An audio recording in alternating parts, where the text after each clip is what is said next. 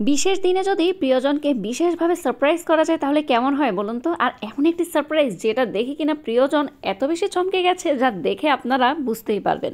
আসসালামু আলাইকুম, আপনাদের সবাইকে। আপনারা সবাই কেমন আছেন? আমি আলহামদুলিল্লাহ ভালো আছি। আপনাদের ভাইয়ার জন্মদিনের ব্লগটা শেয়ার করতে করতে আমার দেরি হয়ে গেছে, সেজন্য আমি খুবই দুঃখিত। তো আপনাদের ভাইয়ার জন্মদিন আমি কি গিফট দিয়েছি এটা আপনারা সবাই আমাকে প্রশ্ন করেছেন। তো আমার এই ছোট্ট ব্লগের মাধ্যমে কিন্তু আপনারা জানতে পারবেন আপনাদের ভাইয়াকে আমি কি গিফট করেছি। আপনারা তো জানেনই, এর আগের ব্লগে আমি আপনাদেরকে বলেছিলাম আপনাদের ভাইয়ের জন্মদিনে আমি আমার ফ্রেন্ডদের সাথে ঘুরতে বেরিয়েছিলাম, কারণ ওদের সাথে আমার অনেক আগে থেকেই এই প্ল্যানটা করা ছিল। তো ওদের সাথে দেখা হওয়ার পর আমি আপনাদের ভাইয়াকে ফোন করে একটু ইমার্জেন্সি আসার জন্য, আমার সাথে দেখা করার জন্য। তো সেও কিন্তু বুঝতে পারেনি তাকে যে আমি এত সুন্দর একটি গিফট দিতে যাচ্ছি।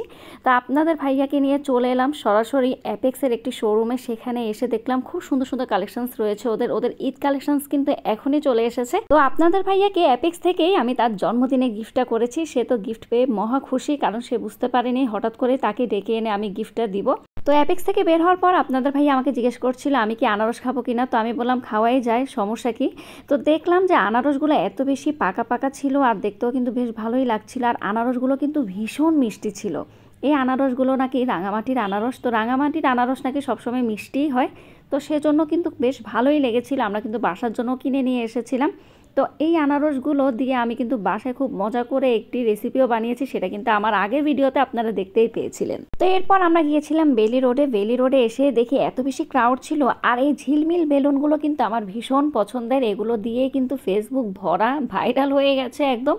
তো এই বেলুনগুলো আমার দূর থেকে দেখতে বেশি ভালো লাগে, আমার মনে হয় না যে কাছে আসলে বেশি একটা ভালো লাগবে। তো দূর থেকে খুব সুন্দর একটি ভিডিও করে রেখে দিলাম। তো এরপর আমি এবং আপনাদের ভাইয়া চলে গেলাম বেলি রোডের বিখ্যাত একটি চটপটি এবং ফুচকা খাওয়ার জন্য।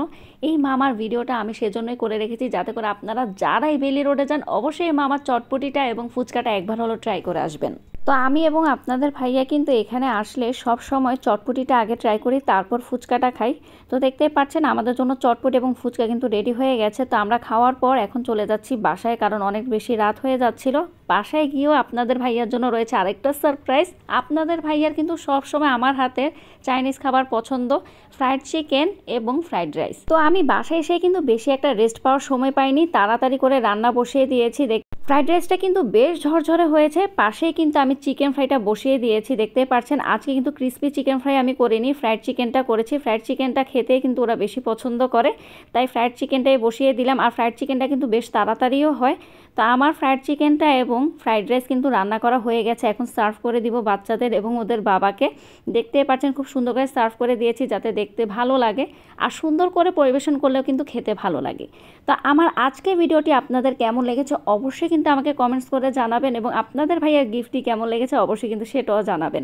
তো আজকে তাহলে এখানে বিদায় নিয়ে নিচ্ছি। আল্লাহ হাফেজ।